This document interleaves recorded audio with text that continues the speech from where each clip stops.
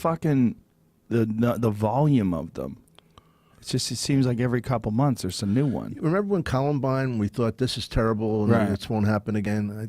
It's like there's so many now. You know, you get used to it, which is sad. Yeah, it's fucking crazy, and I don't know what the answer is. You know, I don't know if it's tighter gun control. I don't know if that would stop them because it would just make it more difficult to get guns. But would that be enough? I mean, but we're not doing anything. Well, I think we got to try something. I don't know what to do. I mean, and there's also the number of people that are on psychiatric medication. It's fucking crazy. Well, I think that for the M15s or whatever they are, they shouldn't be sold. They shouldn't be. I mean, you really need that to kill a pheasant. It's not a hunting gun, really. Yeah, the guy who designed them said he made it for war. Yeah, the real guns for hunting are usually bolt-action rifles, which means you have a round. You have usually 2 or 3 in the magazine. You have a couple or one in the chamber. You put it in there. You lock it in place. You clamp it down, and you fire a shot. And then you have to bolt it again. You have to use the action again. The shell pops out, and another one goes in. Bolt that down, and then you get another shot. It's a very slow thing. Yeah, like it takes a couple modern of seconds. day musket. Whereas these ARs, you're like, tack, tack, tack, tack, tack. Oh, man. Or with the bump stocks, they apparently the president wants to ban bump stocks. What a bump stock is, it's a stock where you pull back on it, and apparently you push forward and pull back at the same time.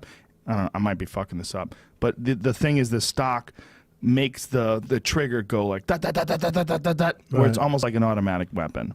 And Trump just decided to ban those, and there's a lot of people that are up in arms about him banning those. Like the gun rights people don't want to lose anything. They don't want to lose any rights. Right. They don't want to lose any fucking crazy ass weapons. They think that any slip is eventually going to lead to them getting their guns taken away. Like I follow a bunch of NRA people and gun people on Twitter and Nobody's Instagram. going to take their guns away. They think they are. They think they are.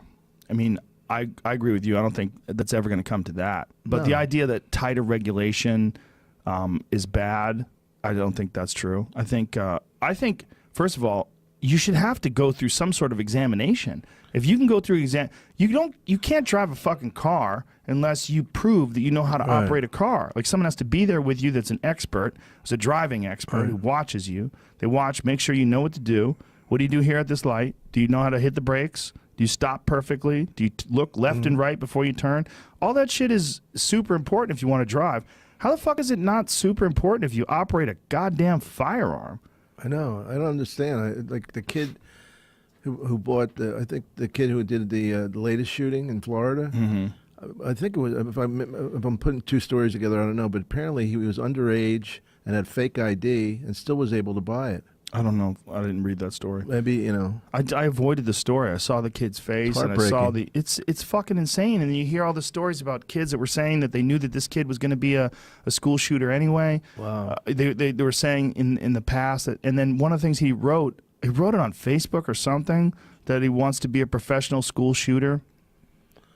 Wow. And then 2 years later, and he got visited by the FBI. The FBI actually checked this fucking kid out, talked to him about it, and decided he wasn't a threat. How do you decide someone's a threat or not a threat? Well, if you're talking to them, they're a threat.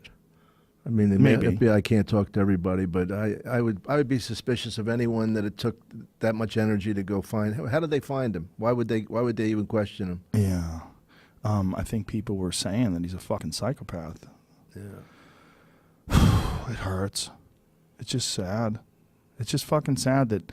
It's sad that anyone could do that. It's sad that anyone would be hurting and so fucked up that you could take a child. Imagine you have a kid, right?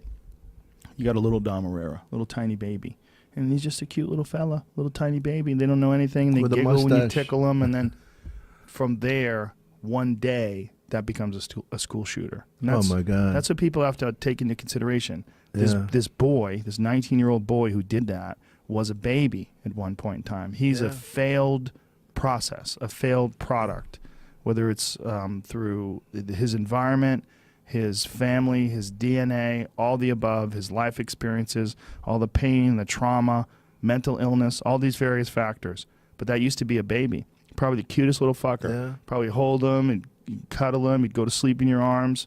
And one of the things that's changed with me since, and it changes a little bit every day. I feel like every day I just get a little bit more compassionate and more understanding, and I work towards it. It's something I really think about. But having children, I think of people as they used to be a child. They used to be a baby. I think of that with the homeless people. Yeah, See them lying there yeah. under all those blankets and stuff. I think this person was born to somebody. Yeah. You know. I was thinking that the other day. I was at Coffee Bean, and I knew a homeless guy was there from the smell. I was pouring cream into my coffee. I wouldn't have smelled them, Joe. You wouldn't have, right? You were just talking about this before the podcast. Your sense of smell's no good. So go ahead. Anyway, the guy smelled so bad that he was dressed fairly normal. Like, he wasn't disgustingly dressed. I had to look at him to recognize, like, oh, this guy's homeless. Right. I looked over, and he just fucking stunk. It was rough. I mean, he just stunk. And I looked over, and the guy's sitting there with his head in his hands like this, like he's probably just full of, terrible anxiety or thoughts or depression or whatever it was. But all I was thinking there when I'm pouring cream in my coffee, I was like, that was someone's little boy. Yep. That was someone's little boy. And now here he is. He looks like he's in his 60s, and he's all fucked up and smells like shit. And he's sitting there in this Coffee Bean, and he's sitting by himself with his head in his hands, and everyone's avoiding him. They're all just moving around him, and